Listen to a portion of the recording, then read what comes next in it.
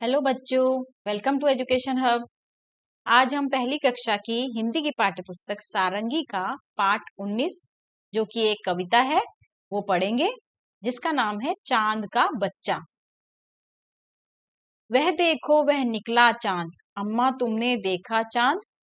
अब बच्चा अपनी मम्मी से क्या कह रहा है, वो देखो चांद निकल आया है, अम्मा क्या तुमने देखा चांद। यह भी क्या बच्चा है अम्मा, छोटा सा मुन्ना सा चांद। अब आप देख सकते हो यहाँ पे चांद कैसा दिख रहा है। तो बच्चा पूछ रहा है क्या ये भी मेरे जैसा छोटा सा मुन्ना है। इतना दुबला इतना पतला, कब होता है ऐसा चांद। कह रहा है ये तो बिल्कुल छोटा सा दुबला पतला सा है, जैसे बच्चे छोटे से होते हैं ना, वैसे ये तो छोटा सा है। ऐसा चांद कब होता है। अम्मा उस दिन जो निकला था वह था गोल बड़ा सा चांद, और जो उस दिन निकला था, कुछ दिन पहले जो निकला था, वो तो बहुत बड़ा गोल गोल चांद था।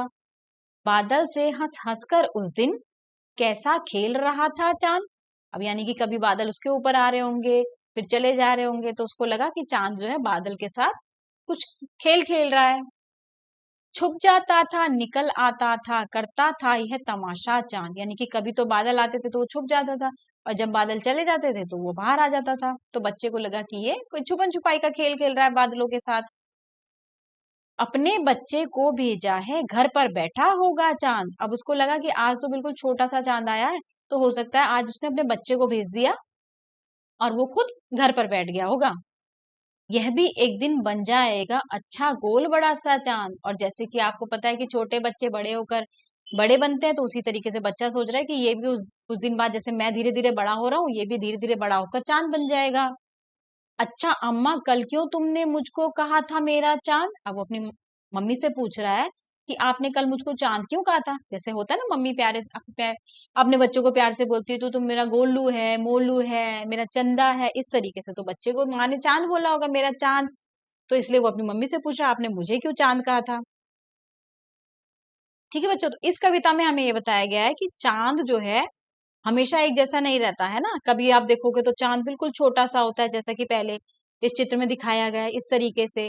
फिर थोड़ा बड़ा होता है, फिर आधा गोला बनता है, फिर उसके बाद धीरे धीरे और बड़ा होता है, और फिर कुछ दिन में वो पूरा बड़ा गोल चांद बन जाता है। ठीक है ना। तो इस पार्ट में यही बच्चा अपनी माता से, मम्मी से पूछ रहा है कि पहले तो ये इतना गोल मटोल सा था, आज ये इतना छोटा सा हो गया, पर ये धीरे धीरे बड़ा होकर चांद बन जाएगा। ठीक है। अब इसमें आपको नया शब्द चांद है। जब भी चंद्र बिंदु की मात्रा इसको बोला जाता है, चांद के ऊपर जो लगी है, ठीक है, ये वाली जो मात्रा है इसको हम चंद्र बिंदु बोलते हैं। तो जब भी इसके ये वाली मात्रा किसी भी शब्द पे लगती है, तो उसका जो स्वर है, जो उसका उच्चारण है, वो आंख से होता है, चांद, आंख। ठीक है, इस तरीके से। तो जो भी आपके पाठों पे नया शब्द आता है, आप उसको हमेशा बार बार बोलकर याद कीजिए, ताकि आपका उसका उच्चारण सही हो पाए। ठीक है ना, कि बोलने का तरीका आपका उसका सही हो जाए। यह कविता किसके विषय में है, तो यह कविता चांद के विषय में है। कविता का नाम चांद का बच्चा क्यों रखा गया होगा। अब वो पूछ रहे हैं हमसे कि कविता का नाम चांद का बच्चा क्यों रखा। क्योंकि बच्चे ने जब उस चांद को देखा तो वो छोटा सा था, और उसको लगा कि ये चांद का बच्चा है, तो इस वजह से उस कविता का नाम चांद का बच्चा रखा। आप इस कविता को क्या नाम देना चाहोगे और क्यों। अब ये आपको सोचना है, क्योंकि हर कोई बच्चा जो है इसको अलग अलग नाम दे सकता है। और क्यों दे रहे हो आप उसका नाम, तो आपको अपनी कक्षा अध्यापिका के साथ इस बारे में चर्चा करनी है। क्या चांद हमेशा गोल ही दिखता है, इस प्रश्न का उत्तर भी आप अपने आप से देंगे, है ना। अब आप क्या करेंगे, रात को जब चांद आता है, आप रोज चांद को देखेंगे, और आप ये देखेंगे कि चांद हमेशा गोल होता है, या छोटा होता है, या बिल्कुल भी नहीं दिखता है कई बार। तो वो आपको अपने देखना है। आपकी माँ आपको क्या कहकर पुकारती है, जैसा मैंने अभी बोला, है ना। तो मम्मियाँ क्या होती है, बच्चों को प्यार से कुछ नाम से बुलाती है। तो आप सभी के नाम कुछ कुछ अलग अलग होंगे, कुछ के नहीं भी हो सकते, है ना। तो जिसके होंगे तो आप अपनी कक्षा में चर्चा कीजिएगा इस बारे में।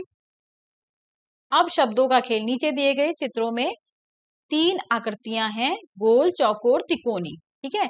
अब हम इसमें जो है आकृतियों के बारे में पता करेंगे।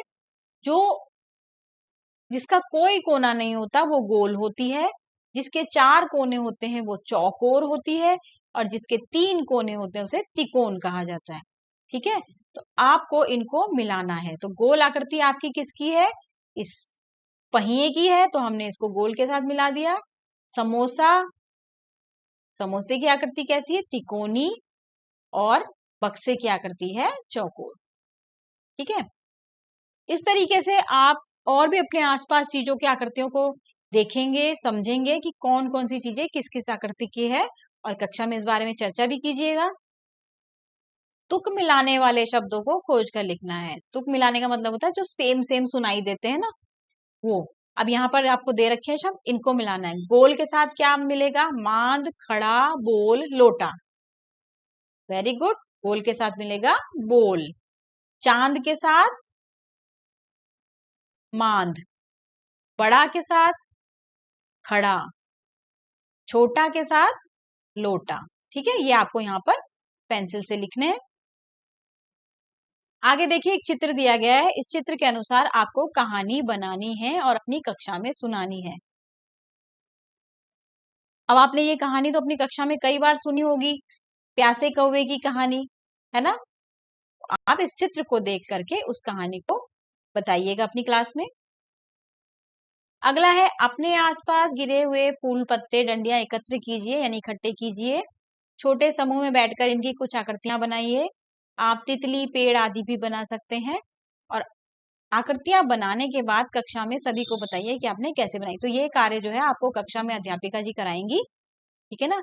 नीचे गिरे हुए फूल पत्ती, ये नहीं कि आप फूल पत्तियां जो पेड़ों से तोड़ रहे हैं, ऐसा नहीं। आप जो नीचे गिरी होंगी सूखे फूल, सूखी पत्तियां, डंडियां इकट्ठी करके, जो भी आपको इजीली मिल जाए, आप उससे कोई भी आकृति बनाएं। दिए गए चित्र पर आप क्या क्या देख पा रहे हैं, कुछ नाम लिखिए। अब यहाँ पर एक चित्र दिया गया है, आपको बताना है कि आपको इस चित्र में क्या क्या दिखाई दे रहा है। उनके यहाँ पर आपको नाम लिखने हैं, और फिर उन नामों से आपको एक एक वाक्य बनाना है। जैसा कि एक आपके लिए बना रखा है। अब मान लीजिए आप यहाँ लिखते हैं पेड़। पहला शब्द आपने लिखा पेड़, मोर, तोता, घोंसला, है ना? इस तरीके से आपने लिख दिया। अब आपको क्या करना है? फल भी है, आप फल लिख सकते हैं। जैसे 4 लिखने हैं, है ना, तो आपने 4 ये लिख दिए। जैसे मुझे घोंसला पहले दिखाई दिया, मैंने फल पे ज्यादा ध्यान नहीं दिया। तो अगर आपको पहले फल दिखाई देता, आप फल लिखिए। तो इन शब्दों के वाक्य बनाने, जैसे पेड़ से बनाया, यह एक पेड़ है। फिर तोते से बनाएंगे, तोता उड़ रहा है। घोंसला, सपोज मैंने घोंसला बोला था, तो पेड़ पर एक घोंसला है। ठीक है ना? मोर, मोर नाच रहा है। इस तरीके से आप कुछ भी वाक्य बना सकते हैं, और यहाँ पर आप लिखिएगा। अब आपको क्या करना है, ये आपकी एक्टिविटीज होती हैं जिससे कि आप अपने आसपास की चीजों के बारे में जानते हैं। ठीक है ना? सिर्फ किताबी ज्ञान होना ही काफी नहीं होता, आपको अपने आसपास घटने वाली हर चीज के बारे में, अपने आसपास के जानवरों के बारे में, पेड़ पौधे के बारे में, उनकी भी जानकारी होनी चाहिए। तो इसमें आपको अपने आसपास जो भी पेड़ पौधे हैं, उनके नाम जानने हैं। उनके चित्र अगर आप बना सकते हैं तो आप उनके चित्र बनाइए, और उनके साथ, जैसा कि पीछे दिया गया था, कुछ शब्द लिखने का प्रयत्न कीजिए। ठीक है? खेल खेल में, अब इस कविता को मिलकर गाना है। इसमें आपको कक्षा अध्यापिका की क्या कराएंगी, आपको 2 समूहों में, 2 ग्रुप्स में बांट दिया जाएगा। एक ग्रुप के बच्चे जो है प्रश्न पूछेंगे, और दूसरा ग्रुप जो है उत्तर देगा। जैसे मान लीजिए एक अ ग्रुप बनाया है, एक ब ग्रुप बनाया है। तो अ ग्रुप के बच्चे पूछेंगे, कौन परिंदा बोले चू चू। तो ब ग्रुप के बच्चे जो हैं उसका जवाब देंगे कि चू चू कौन सा परिंदा बोलता है। परिंदा का मतलब होता है पक्षी, तो परिंदा हो गया चिड़िया। ठीक है ना? कौन परिंदा गुटरगू। अब गुटरगू कौन बोलता है, इसमें आपको सबकी आवाजें बताई जा रही हैं। गुटरगू बोलता है हमारा कबूतर। कौन परिंदा पीहू पीहू। अब पीहू पीहू कौन बोलता है, पिकॉक बोलता है, मोर बोलता है। मोर की यहाँ पे चित्र बनाया नहीं गया है, मोर बोलता है। कौन परिंदा कुकड़ूकू। अब कुकड़ूकू कौन बोलता है, मुर्गा बोलता है, हमारा मुर्गा ये रहा। कौन परिंदा काऊ काऊ, कौन बोलता है काऊ काऊ, तो सबको पता होगा कौवा काऊ काऊ बोलता है। वेरी गुड, तो ये कौवा। कौन परिंदा बोले कुहू कुहू। कुहू कुहू कौन बोलती है, कोयल बोलती है, हमारी जो सबसे मीठा गाती है। कौन परिंदा बोले टेंटे। अब टेंटे करके कौन बोलता है, नकल उतारे हूबहू, जो लोगों की नकल भी उतारता है, वो है हमारा मिट्ठू मियाँ तोता। ठीक है बच्चों? तो इसमें आपने सबके आवाजें सुनी, सबकी बोली सुनी कि ये कैसे बोलते हैं। जैसे हम तो बोलते हैं, हमारा बोलना अलग होता है, जानवरों का अलग होता है, तो पक्षियों का यहाँ पर आपको बताया गया है। ठीक है, अगले अभ्यास में आपको कविता में कौन शब्द ढूंढना है और उस पर घेरा लगाना है। ठीक है, अब इस पेड़ पर कुछ अक्षर हैं लटके हुए, आप देख सकते हैं पत्तों पे कुछ अक्षर लिखे गए हैं। आपको उन अक्षरों को मिलाकर शब्द बनाने हैं। जो जितने शब्द बना सकता है आप यहाँ पर पेंसिल से उन्हें लिखेंगे। पढ़िए और लिखिए। अब आके यहाँ पर एक कविता दी गई है, उसको आपको पहले पढ़कर समझना है कि इसमें मुझे करना क्या है और फिर उसको बनाना है। कैसे, चलिए पढ़ते हैं। हमने 3 चीजें देखी बाबा, 3 चीजें देखी। ठीक है, क्या 3 चीजें देखी हमने? हमने बाग में देखी मकड़ी, वह तो खा रही थी ककड़ी, उसके पास पड़ी थी लकड़ी। अब आप देख सकते हैं मकड़ी, ककड़ी और लकड़ी, इन तीनों का जो है हमें एक जैसे सुनाई दे रहा है ना, मकड़ी ककड़ी लकड़ी। तो इसी तरीके से हम आगे अगली लाइंस पूरी करनी है। अब ये वाली जो है ये हमें पूरी करनी है। हमने 3 चीजें देखी बाबा, 3 चीजें देखी। हमने बाग में देखा भालू। अब भालू के साथ क्या बन सकता है? वह तो खा रहा था आलू। वेरी गुड, आलू बन जाएगा भालू के साथ, है ना। नाम था उसका कालू, है ना, काले बंदर होते हैं ना, तो कालू दे देंगे। ठीक है, हमने 3 चीजें देखी बाबा, 3 चीजें देखी। आप इसका उत्तर अलग भी दे सकते हैं, पर उनका जो सुनाई देना सब एक जैसा होना चाहिए। ठीक है ना, जैसे भालू, कालू, आलू, या लालू भी दे सकते हो आप नाम उसका। ठीक है, आप अलग उत्तर भी दे सकते हैं, पर आपको सुनाई एक जैसा देना चाहिए। हमने 3 चीजें देखी बाबा, 3 चीजें देखी। हमने बाग में देखा बंदर, वह तो खा रहा था, अब यहाँ तो हमें पिक्चर भी दे रखी है, वह तो खा रहा था चुकंदर, है ना, चुकंदर है ना लाल रंग का इसके हाथ में। नाम था उसका, अब नाम के लिए आप कुछ भी बोल सकते हैं। जैसे मैं बोलती हूँ नाम था उसका कलंदर। ठीक है ना, आप कुछ भी दे सकते हो। नाम था उसका धुरंधर, नाम था उसका, आप सोचिए और बताइएगा कक्षा में। ठीक है ना, शब्दों में आए गए अक्षरों के अनुसार उन्हें ठ, ध, ढ और श के घर में छांट कर लिखिए। अब यहाँ पर 4 हमें घर दिए गए हैं। ठ का घर है, ध का घर है, ढ का घर है और श का घर है। तो आपको शब्दों को ढूंढ करके यहाँ पर लिखना है। जैसे कि ठाठ, ठाठ किस घर में आएगा? ठ वाले घर में। धोती, ध में। बैठ, बैठ में। ढीला, ढीला इसमें। उषा इसमें, है ना। इस तरीके से आपको ढूंढ करके लिखने हैं। अब हमारा आता है अक्षर गीत। अक्षर गीत में हम अक्षरों के बारे में जानेंगे, जो कि आपने पहली कक्षा में भी पढ़ा होगा, जिस अ से लेकर अहा तक और क से लेकर ज्ञ तक। ठीक है, तो अ से लेकर जो अहा तक होते हैं वो हमारे स्वर होते हैं और उसके बाद व्यंजन चलते हैं। ठीक है, तो शुरू करते हैं। अनार दाड़िम भी कहलाता, आम चूस कर बच्चा खाता। अनार को एक और नाम देते हैं, दाड़िम भी बोला जाता है। ठीक है, इमली तो खट्टी होती है, ईख सदा मीठी होती है। अब छोटा ई और बड़ा ई। उल्लू रात में जगते रहता, उदबिलाव जलथल में रहते। अब उल्लू छोटा ऊ बड़ा ऊ। ऋषि मुनि आकर हवन कराते, री तो संस्कृत में ही पाते। ठीक है, 2 तरह के होते हैं, एक ये वाला री होता है ऋषि जिससे लिखा जाता है, और ये ऋतुओं वाला री, ये तो संस्कृत में ही पाते। लृ भी संस्कृत में ही होता, लृ का तो कुछ पता न चलता। एड़ी में कांटा चुभ जाता, ऐनक कानों पर चढ़ जाता। अब ए से एड़ी, ए से ऐनक। ओखल में कूटते अनाज, औषधि करती रोग इलाज। अब ओखल, ओ से ओखल होती है और औ से औषधि। स्वर सब यही समाप्त होते हैं। अब हम व्यंजन पर चलते हैं। ठीक है, अब यहाँ पर हमारे स्वर सब समाप्त हो गए। स्वर का मतलब जिनकी मात्राएं हम लगाते हैं व्यंजनों में। अब हम व्यंजन पर चलते हैं। स्वर का एक ये भी है, अंशक अमरूदों के लाओ, अह अह अह सब उनको खाओ, है ना, अंग हो जाता है और आह। अब हम व्यंजन शुरू करते हैं। क से शुरू होता है, क ख ग घ। ठीक है, कमल ताल में सबको भाते, खरल में मसाले पिस जाते। खरल ओखली को ही कहा जाता है। गमलों में पानी दे आना, घड़ियालों के पास न जाना। क ड़ घे से माँ बाल बनाती, कंघे। ठीक है।